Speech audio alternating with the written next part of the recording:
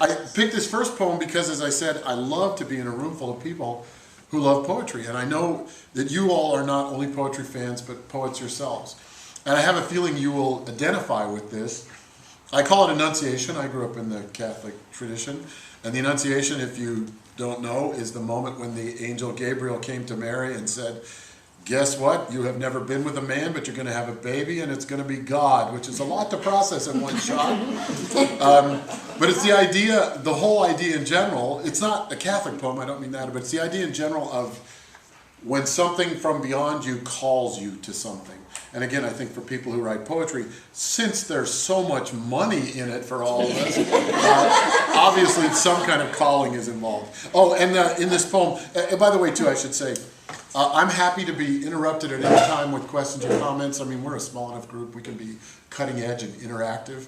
Also, if you happen to want to hear a poem twice, don't hesitate. Just let me know. I'll be happy to read it to you twice. And I won't be offended if you don't ask. So that's no problem either. In this poem, I make a reference to the Nazca. The Nazca are, a lot of you may know them from the famous Nazca lines, which are a number of geometric figures and animals drawn on the desert that can only really be seen from the air. These were done in ancient times. I actually have, as my own personal symbol, which you can see on my website, the Nazca hummingbird. It's an amazingly stylized version of hummingbird.